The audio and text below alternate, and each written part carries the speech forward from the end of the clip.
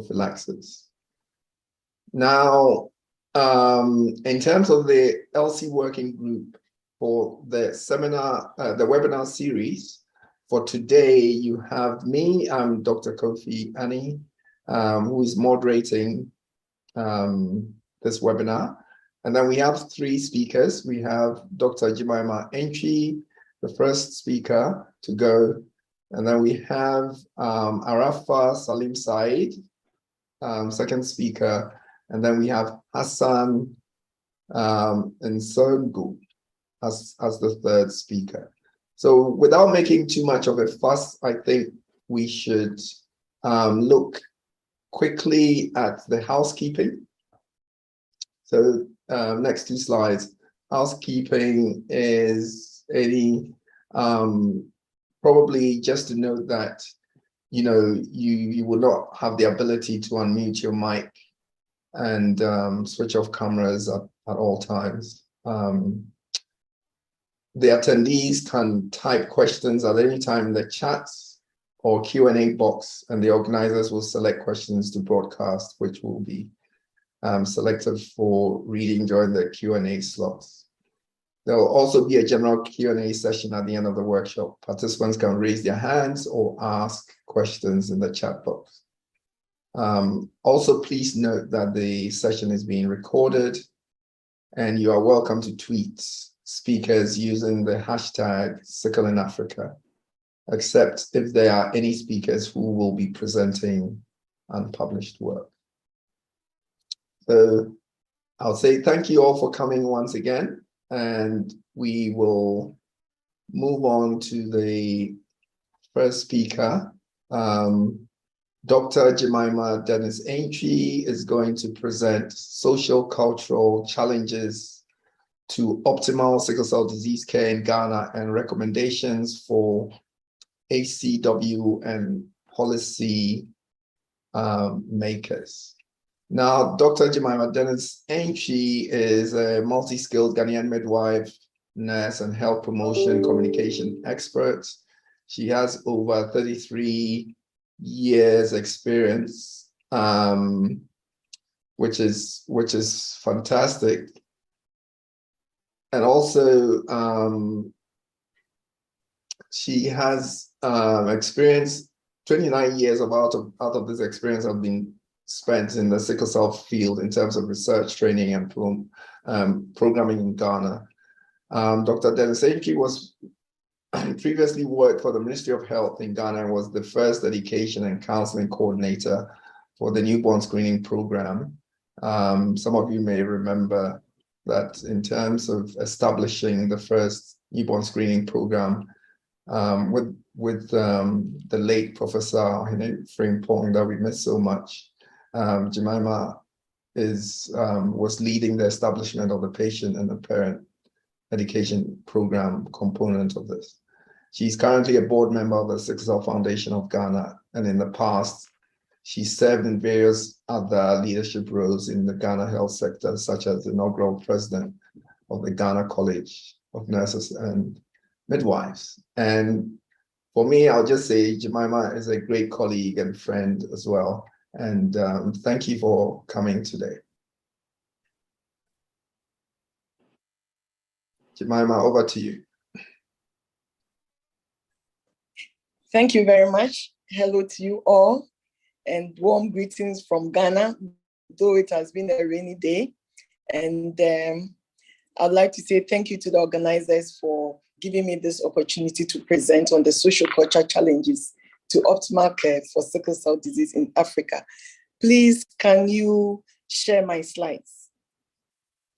I'd like to dedicate this presentation to the late Professor Hiv Frimpong, who has been a mentor to me in my work in sickle cell disease, and to say may he rest in perfect peace.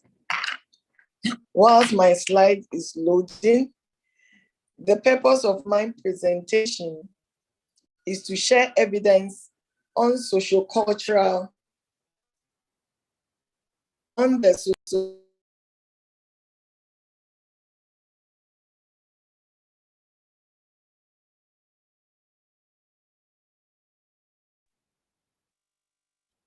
Profani, we appear to have lost. Yes, I think we may have lost. Have you got the slides up? Yes, I sent you my slides. Just retrieving him quickly, please. Dr. Jemima, just give me a sec. So Jemima, maybe after Okay. when you get going, I think maybe you might just have to stop your video.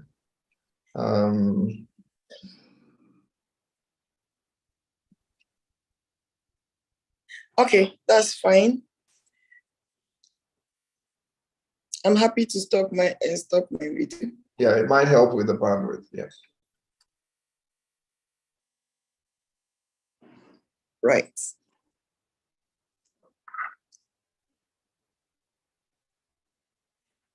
Thank you very much.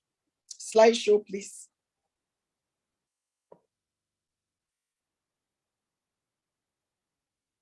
Can you put it in slide mode?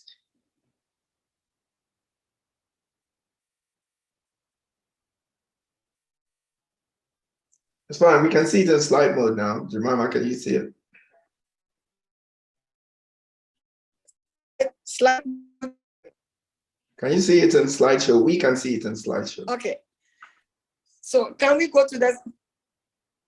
Thank you. Next slide, please.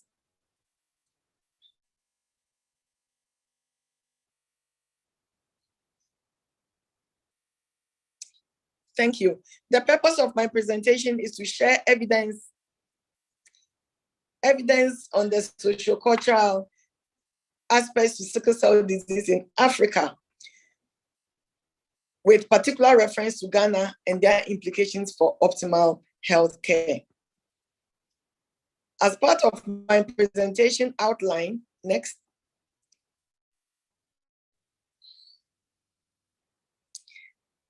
I would provide an introduction and then run through to recommendations for policy and practice. Next.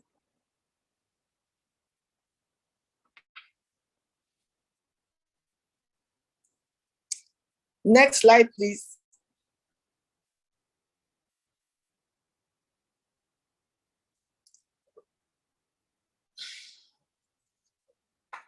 So let me quickly just introduce you to Ghana. So as you can see, Ghana is the tiny little country on the left.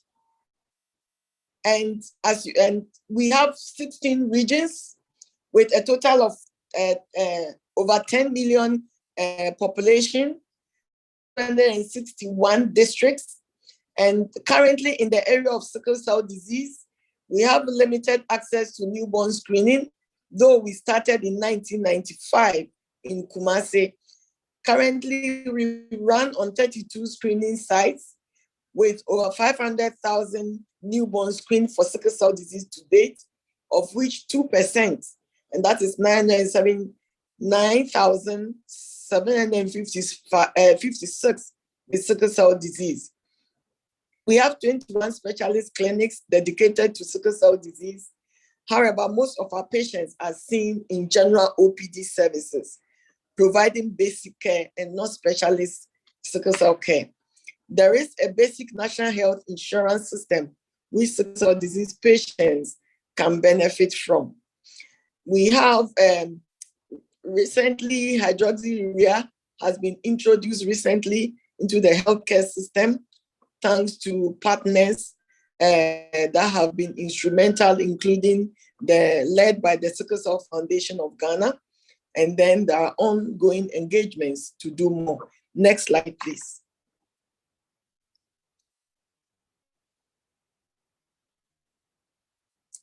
Next slide, please.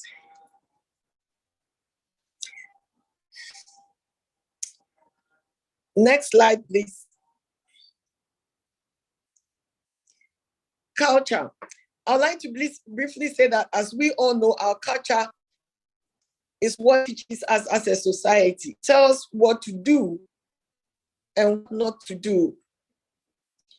Our culture shapes our system, and survival of society is based on ideas transmitted from generation to generation, and mostly through symbols, language, and also through ritual. Next slide, please.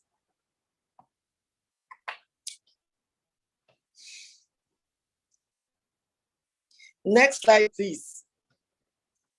The slide. Yes, thank you. Now let's look at social construction of disease. Our genetic predisposition coupled with environmental factors and ready access to quality health service determines our quality of life. And when the signs of a disease is not understood, society often prescribes the ways by which the health problem should be labeled and experienced, and then also the therapeutic paths for managing all manner of health problems, including genetic conditions. Next slide, please.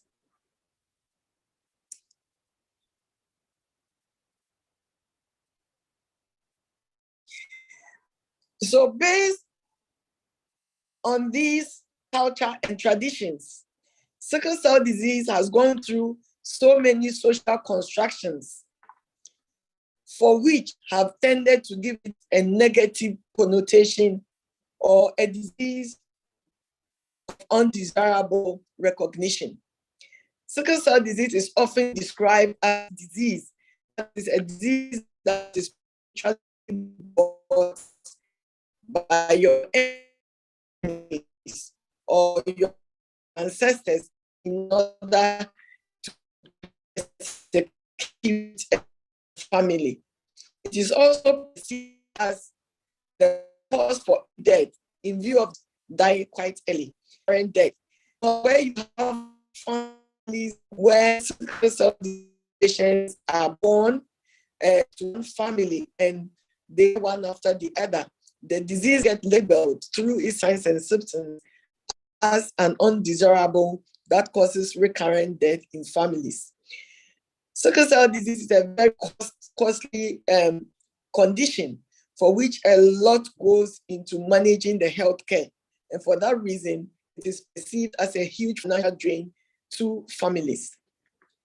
That in the end results in despair because complications, recurrent hospitalizations, high expensive medications that need to be bought all tend to stigmatize sickle cell disease and to consider it as a disease of social stigma. And this results in social isolation, discrimination, and common neglect in the healthcare system, especially for those with histories of recurring hospitalizations. Next, please. Another area of interest is what are the gender roles and its effects on sickle cell disease care. So let's look at the female gender and how socially and culturally it impacts on provision of care for sickle cell disease. Most often the woman is as the homemaker, the caretaker, the one who should make all the sacrifice for the family, source of all knowledge so far as care is concerned. And often she's the one who seeks health care, and therefore the link to the healthcare system, the stability of the family, and then also the one who is there for the sickle cell child. This often results in an overburdened parent, sometimes delay in seeking care, especially if the woman is financially handicapped, where the woman is educated or has low formal education. Communication sometimes is a problem, and therefore ability to seek care and to interpret care becomes a challenge. And this results in poor quality of care within the home environment, or home care becomes compromised. All these work out to create a very emotionally unstable woman and also a child for which vulnerabilities are great. And this cycle of disempowerment with poor health outcomes does negatively affect the sickle cell child or the person with sickle cell disease, and of course, the family in the whole. Can we look at male gender roles? Next slide, please. Next slide. The male, by tradition or by the paternalistic nature of our society, often is the head of the family. and the one assigned the responsibility of preserving the family tree and the continuation of the bloodline. And therefore, children are very important to men. Their main role within societies have been looking at the provision of the basic needs of life. And that is often called the Maslow's hierarchy of needs, the base one, looking at nurturing for future insurance, that is growing up your children, taking care of them so that they will grow up to take care of the family. Issue around security and protection, providing food for the family, shelter, and then emotional stability. Often because the man is so busy or engaged in earning an income to provide for the family, this often leads to an alienation of the family so far as of the sickle cell disease child, so far as the father is concerned, because most of the responsibilities are given to the mother. And also, the man has very limited knowledge and how to even provide basic home care. This results in social distancing from the child, and therefore, again, the burden gets back onto the mother. And this also undermines the bonding that the father should have with the child. Next slide, please. However, the evidence has shown that where fathers are well informed and integrally involved in the care of their children, they often are able to check on their children to see they are fine. They are confirming whether the child has eaten and what he ate. They are able to lead on taking medications, supporting the child with the with academic work, facilitating the child to relax and play, and then also keeping a disciplinary eye. So where fathers have been able to play roles, they've been very instrumental in the emotional development of the sickle cell child. Next slide, please. Now let's quickly look at religion. Religion in Africa is very multifaceted, and it's definitely influenced our art, our culture, and our philosophy. There are two main religions that are dominant in Africa, Christianity and Islam. And our religious beliefs have been found to positively and negatively influence the health-seeking behavior and choices that families or couples make. In the area of marriage partners, prenatal diagnosis to sickle cell disease or genetic conditions, and then also consent to access health services, including blood transfusion. Next slide, please.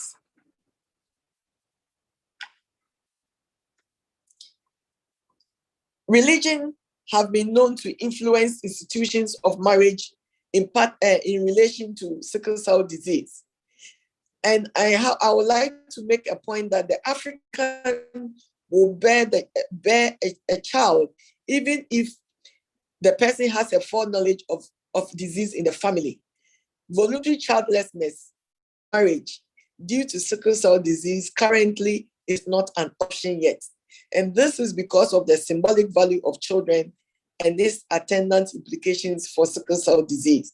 So families would rather have a child with sickle cell disease or a child who may have a health challenge rather than not to have a child at all, because the virility of the male species is very much important, and he must show that he's capable of producing children. And therefore, children are perceived as inseparable gifts to every marriage. And the church or the religion plays integral roles in decisions around marriage and around choice of partners, and also around information sharing so far as sickle cell disease is concerned. Next slide, please.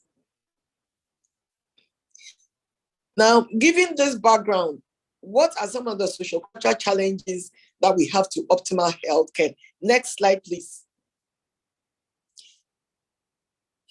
Given the fact that sickle cell disease is a serious inherited disease, a lot of work has gone on in Ghana trying to look at how we can move the pace in terms of strengthening healthcare systems for sickle cell disease.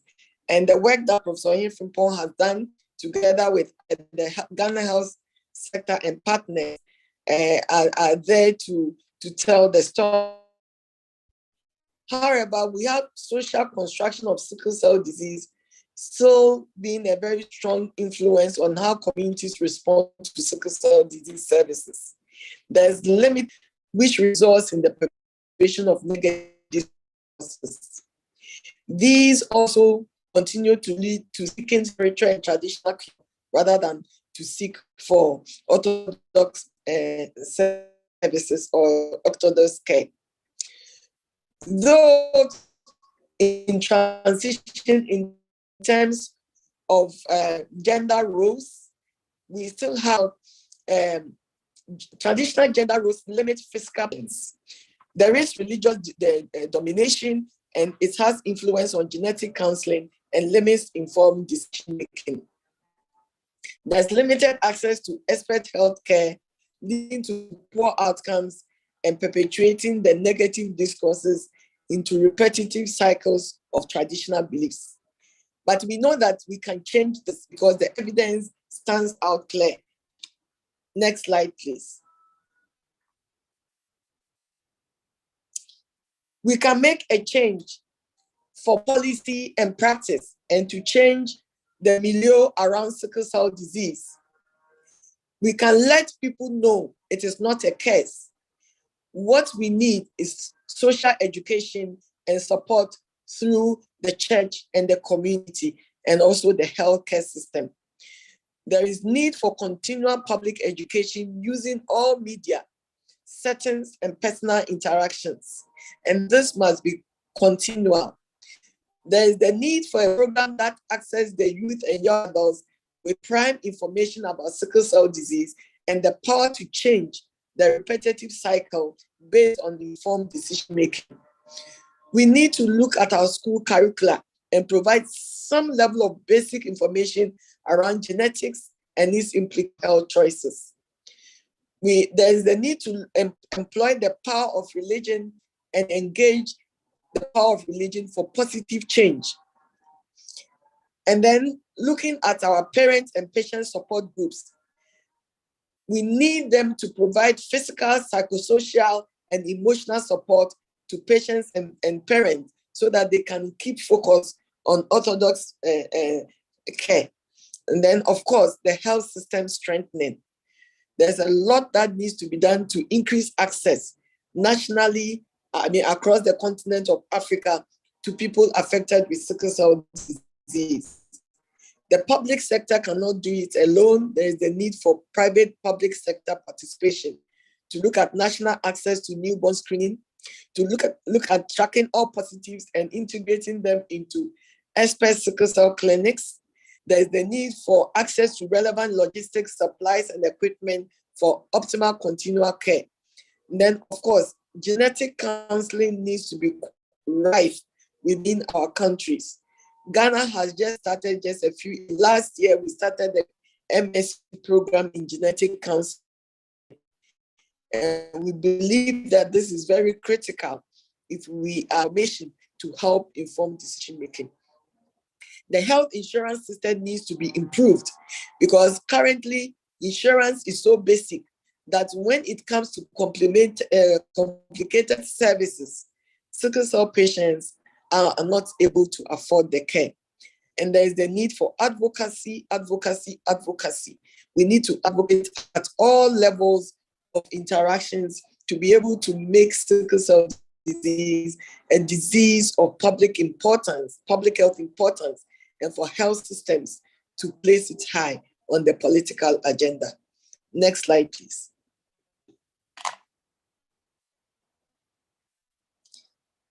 Next slide, please.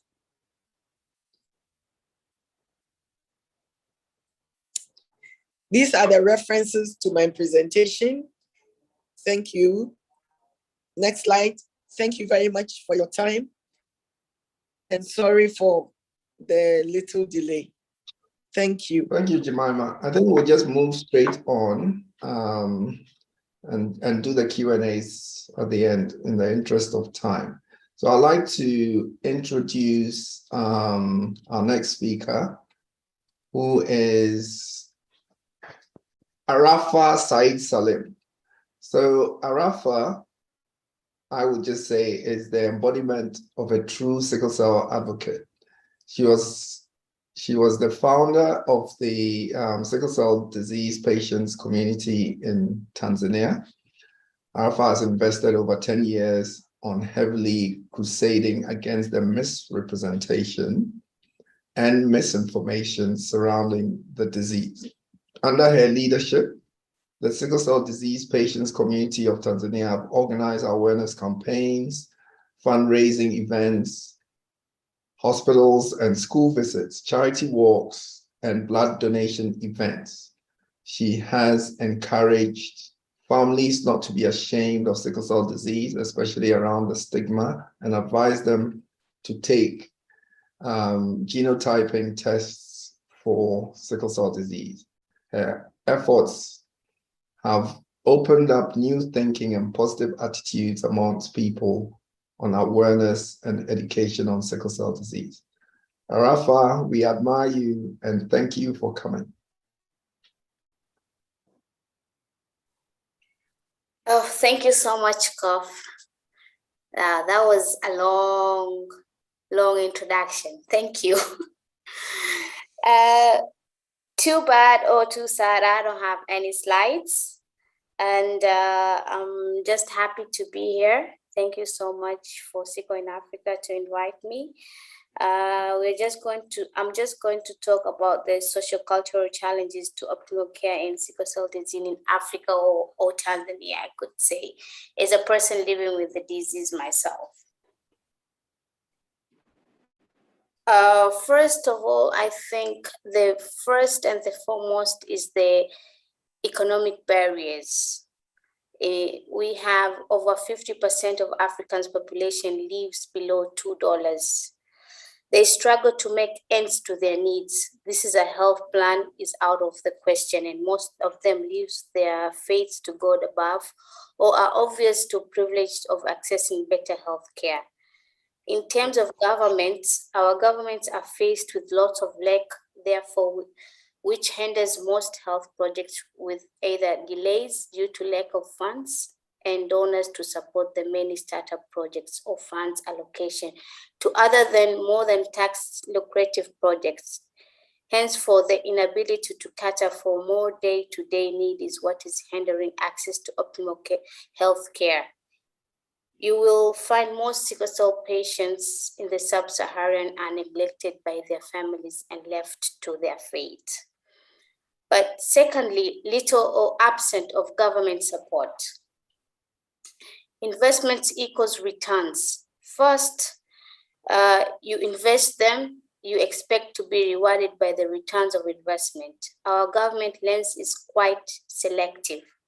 Most donor funds are allocated to either diabetes or some new cancer clinics. Sickle cell is more of an undergo disease. Yes, they pay attention sometimes when they do remember, but once the World Sickle Cell Day or Sickle Cell Awareness Month has passed,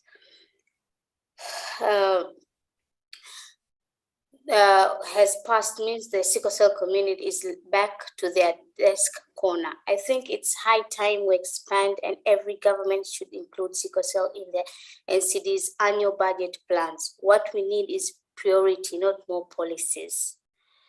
Sickle cell disease is frequently targeted as the Black people disease. Look at all the fact sheets since Adam, when they discovered sickle cell disease, it was colored black, and if it's colored black, it belongs in the dark.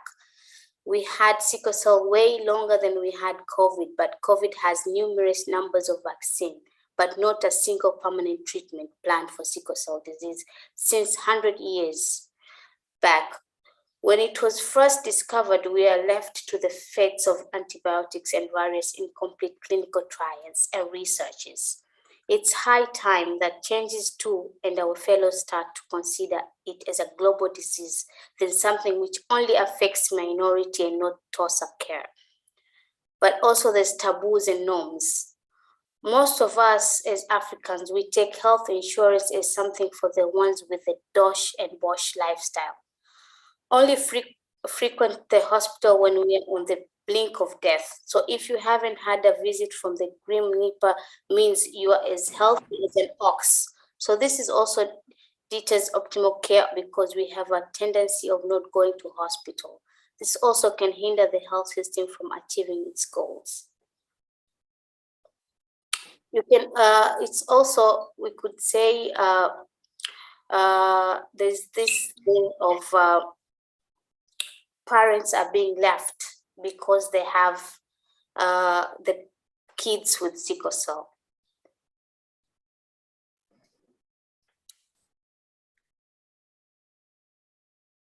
But also looking at our governments, not most of the members of parliament are aware of sickle cell disease.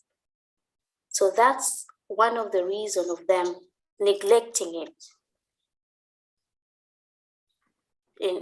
to not knowing what exactly it is and to what extent it affects the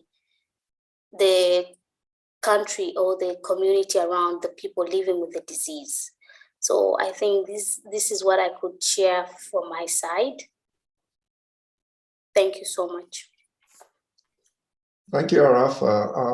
That was just insights and a very good perspective on, from the point of view of patients and caregivers on this important topic of social-cultural challenges. I'll move on to the third speaker, Dr. Hassan Njifon, from going to talk about the same social-cultural challenges to optimal sickle cell disease care in Cameroon and France.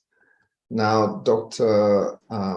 Hassan is, I got the name wrong, Hassan Njifon Nzangu, is a clinical psychologist and currently works at Université de Dijon in Cameroon. I hope my French is okay. His research focuses on psychosocial experiences of children living with sickle cell disease. Thank you.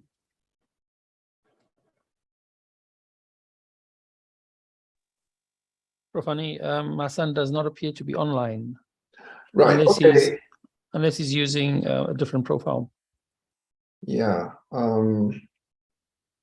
Okay, if you are, please alert us to the fact that you're online, but for the time being, maybe we can, I'll just see if there are any questions that are coming through the chat, or if anybody wants to raise their hand and make yourself available for a question or so. Otherwise, I would like to just ask Arafa. Very, very difficult challenges that we are facing, especially with sickle cell disease in Africa and what patients experience. And working around different countries, which I have, a little bit of experience in some of the African countries. Can you, again, tell us what maybe collectively we can do to have a bigger voice of advocacy in Africa? Arafa. Thank you so much, Kaf. First of all, I think, I know sickle cell is underfunded, I could say that. Like for us, we are doing a lot of advocacy in our side, or all the sites that I speak to. They do a lot of advocacy, but we don't go further because we don't have funds. Because it's the very good work that we're doing, like the advocacy around. We are doing a lot, but I don't think we reach to the places that need to hear this more because we are not funded enough. And most funders are looking for researches. But there are people already suffering out there. They need the care. They need to hear what exactly they're going through. But because for us, we could say in Tanzania, still just knowing your genotype is the very few hospitals that we could count that they can check your genotype and you know. So that is something very big. First, you would do advocacy, yes, but a person is looking for you and say, I need to know my genotype. And you start, go this place, but they'll have to pay. And as I say, most of our people are living under $2. It's something that if we can invest in advocacy and make sure we get the funding and work on it, I think we could reach somewhere and people would understand exactly what they need to be doing. Thank you. Right, thank you so much. I can see somebody's hand is raised. Ruth Nankanja. Yes, hello. Yes, thank you so much for the presentation, Rafa. I'm Ruth Nankanja from Sickle Cell Association of Uganda.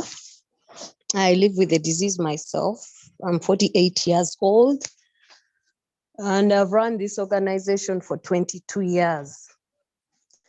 But for me, what I think is, as Africans, we need to own this problem. I can give an example of HIV AIDS in Uganda. Locally, we call it our disease. If someone gets HIV AIDS or passes on because of HIV AIDS, and they ask, what did he die of? They will say, he passed on because of our disease. So right from the president of the country to the last person, because we know it's our disease, even the planning will be the same: budget allocation, advocacy, awareness, and all that. I think you see that when you come to our countries, in African countries, you will never find a billboard talking about sickle cell disease. You do not need the whites to come and do that for you. We don't have posters, we have nothing. And this disease has been there for over 100 years. So normally when we are planning as African governments, we just follow what Europe is saying. So if they are saying maternal health, every African country proposal will come out in maternal health. When they run to COVID-19, everyone will be planning. It is high time we take stand and tell those people our priority is this and that. So they give us according to our problems. Thank you very much. Thank you. I think that just highlights some of the challenges that we have. But I think it also part of the broader topic that we are trying to address, this issue about social, cultural challenges. And I think Jemima's presentation, she did highlight some areas that are related to stigma. And I also know that, Arafa, some of your work that you've done has particularly focused on, trying to debunk some of the misinformation feeding into the broader issue of stigma. But Jemima, can I ask you from your experience right from the outset of the, let's say, the newborn screening program in Ghana, and also establishing the parent sort of patient education and all that initial work that you did, can you throw us a little bit more light into some of the difficulties that you encountered broadly around stigma? I know you've talked a little bit in your presentation, but you can shed some more light into this broader issue of stigma, which I am particularly interested in, and I'm sure a lot of people are, that affects all of us really in Africa. Yes, thank you very much. I hope you can hear me. My internet is a bit delayed. Yes, we can hear you loud and clear. Thank you. Yes, as you rightly put it, stigma has been and continues to be a very challenging issue around sickle cell disease. Typically, people who have SS disease, by way of their physical presentation, already present the true picture of a sickly person, if I may use that word. And therefore, just by physical presentation, the tendency for somebody to see and to know there is something wrong is there. And therefore, it is difficult, let's say, to even hide yourself if you really, because people have hypertension, they have diabetes, and have other conditions, and they are going about, nobody knows until they tell them. But the features of sickle cell disease gives people away. And therefore, they tend to suffer a lot of stigma through isolation, because, for example, if they are children, and their colleagues will not want to play with them because they are told that this is a person with sickle cell disease and you have to be careful around that person. So there's social isolation. There's also the issue of limited opportunities, because the person with sickle cell disease is seen as somebody who cannot be relied on for time and energy, because you cannot predict when they will be ill. That leads also to social stigma. Another stigma they suffer is even in the area of education, where within the education sector, because of sickle cell disease, somebody may be discouraged from reaching his or her full potential, because families are very edgy, or are afraid that if they allow you to go through too much stress to education, the stress can overcome you and would have a negative impact on you. So families will tend to say, oh, all you need is just a basic education. Don't overstress yourself.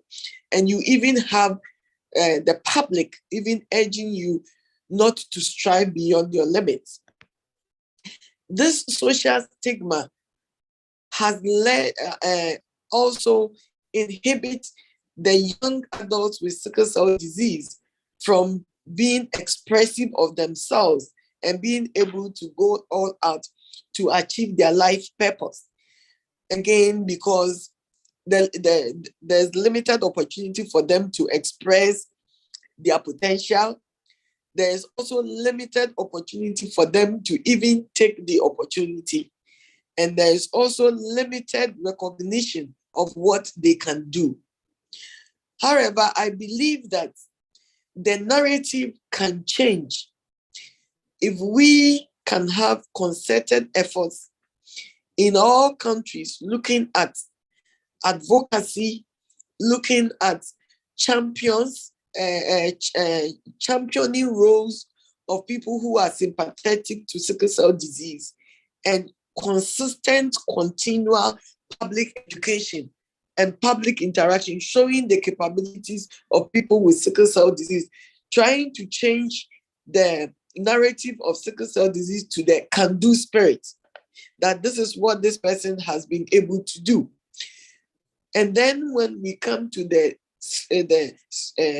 healthcare services for sickle cell patients, making sure that these services are available, because it is really not available to over 70% of the people who truly need the care.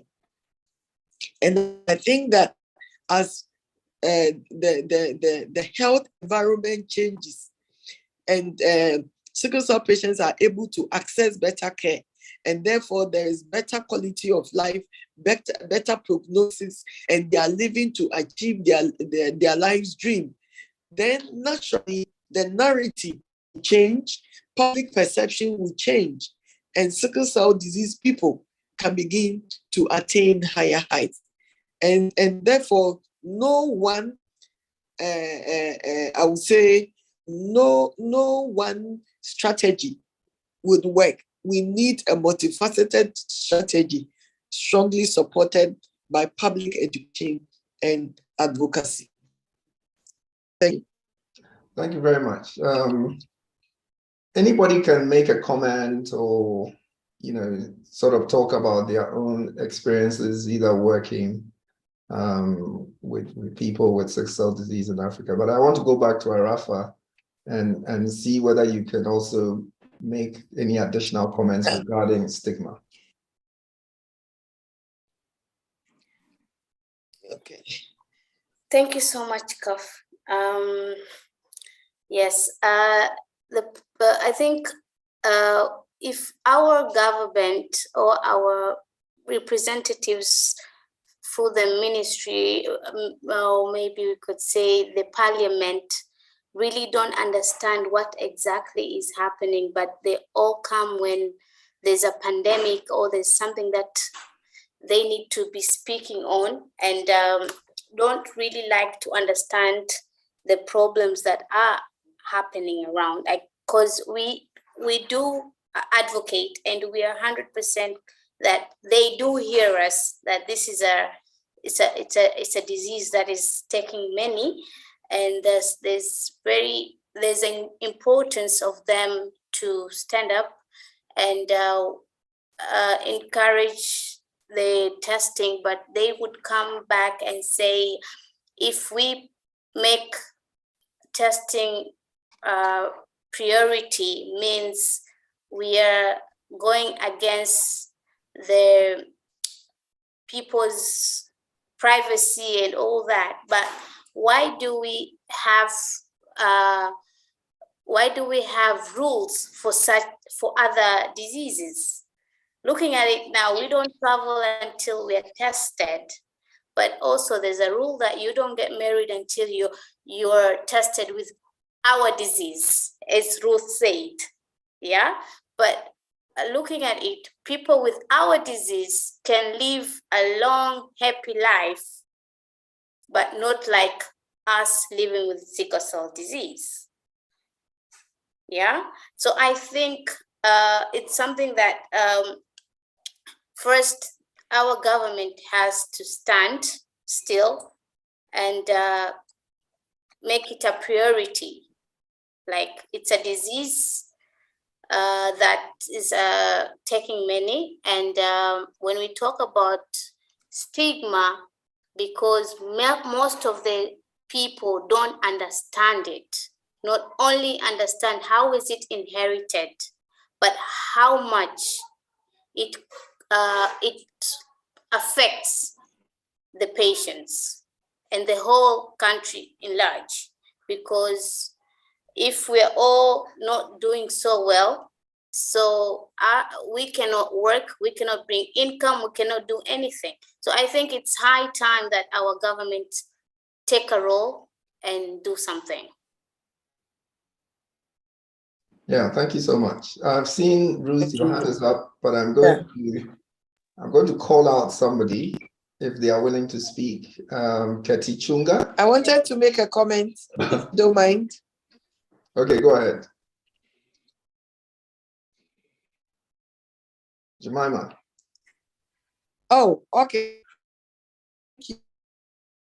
Yeah, go ahead. I was calling out somebody Nchongi else. had made a comment around. Oh, go ahead. Okay. Should I go ahead? Is she willing to speak, Keti Chunga?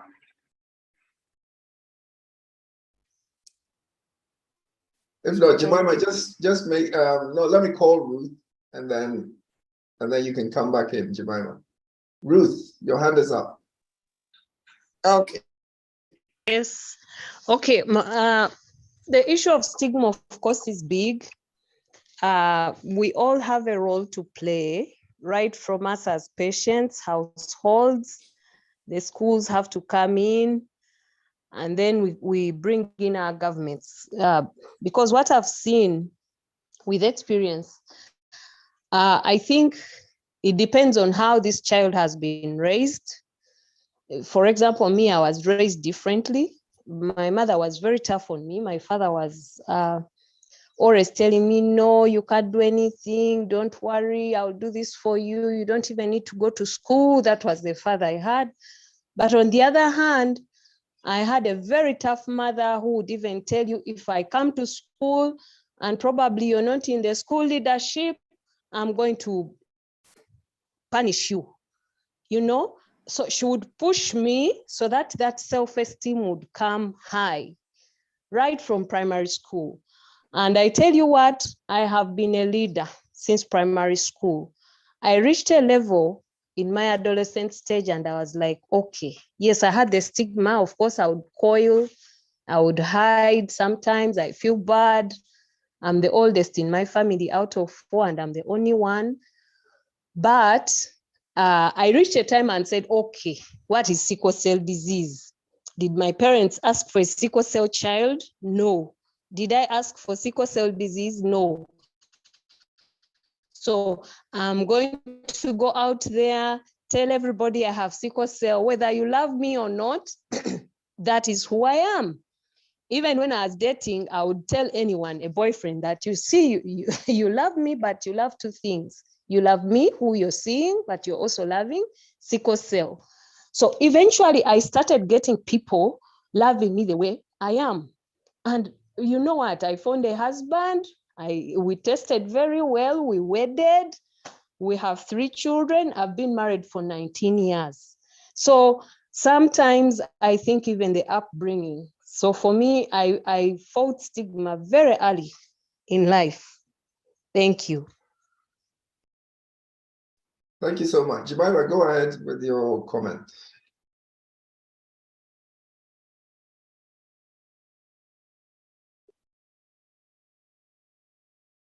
I think she may have also dropped off, unfortunately. Prof, Yeah. if we could read these comments. Yeah, absolutely. Jemima, are you back on?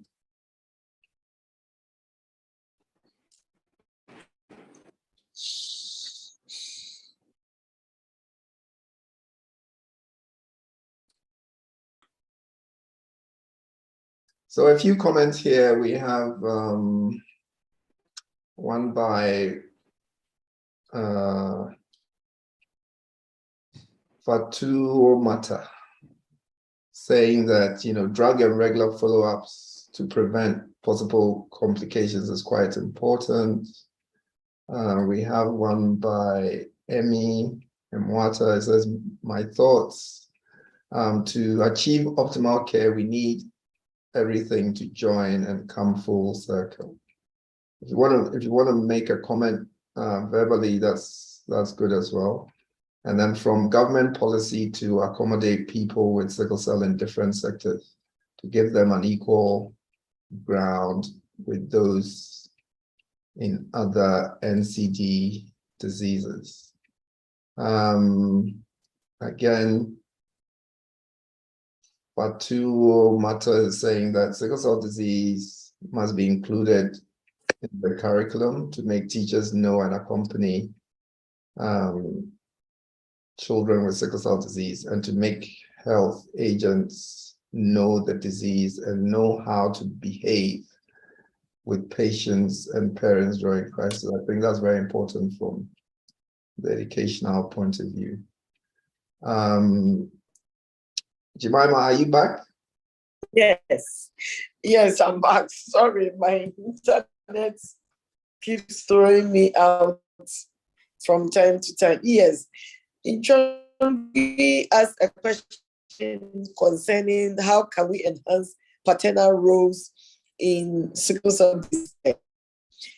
I believe that I have had the opportunity to actually study the role of fathers in sickle cell disease and the social meaning they assigned to care for sickle cell disease. And I realized that most of the fathers were ignorant about what it actually even means to have a child with sickle cell disease.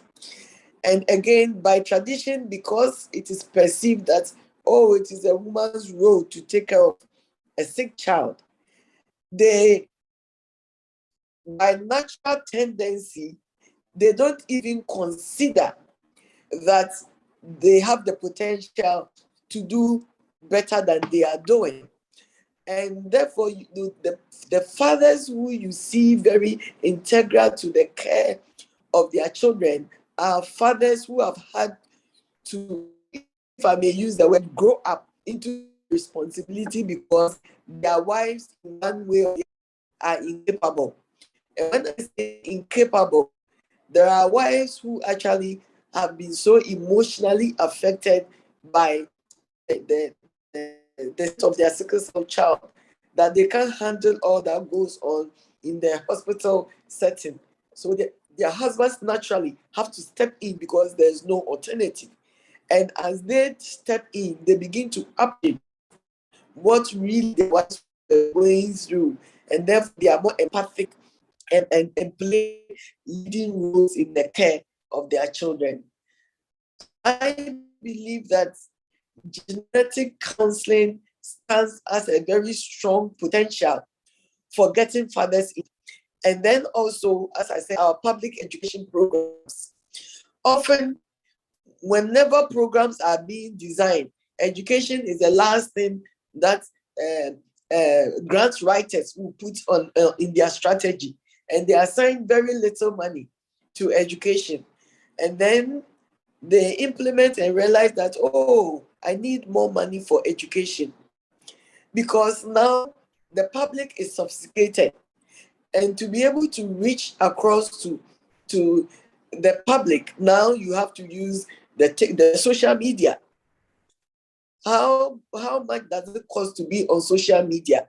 How can you engage the various stakeholders within the healthcare system? And remember, most of these are fathers. The men still hold over 90% of the leadership positions in all sectors within the economy. And therefore, it means that we must package and repackage our information to reach every man wherever they are. We also need to remove the social stigma that is associated with sickle cell disease as we do more public education.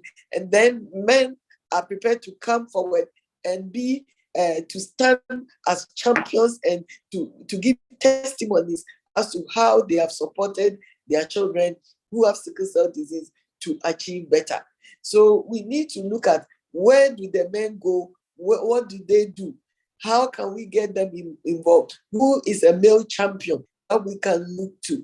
And then, of course, our policy makers and also our politicians. Is there a way of identifying a politician who is prepared to say it on the platform that I have a child with sickle cell disease and be able to champion the cause of sickle cell?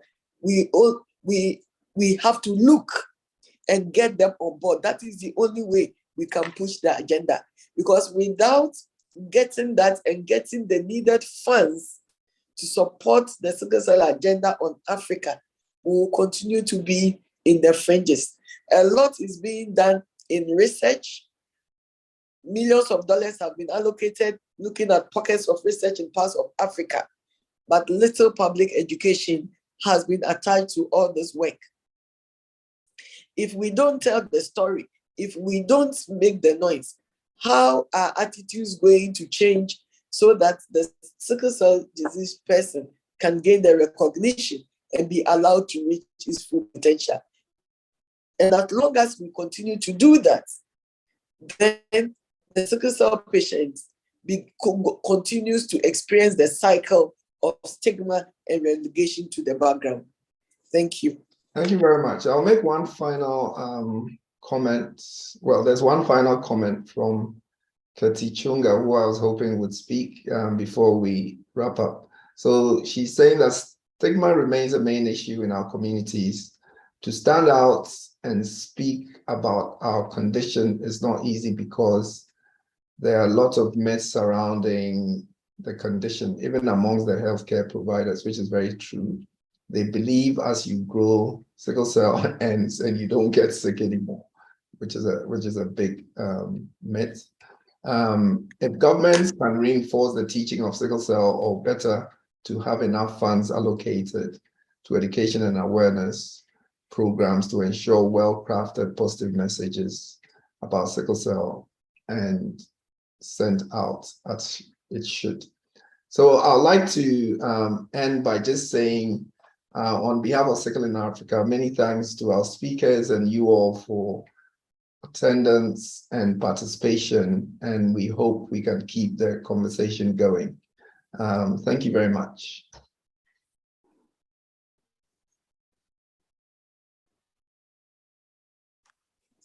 Thank you so much, Kof. It was nice seeing you after so long. Yes, I know. So sad that you cannot. Let me just try and put my video on. Oh, I have missed you. Hey. Yes. Let me call my son so you could see him. He's all grown up. Oh, wow. Aiden, come.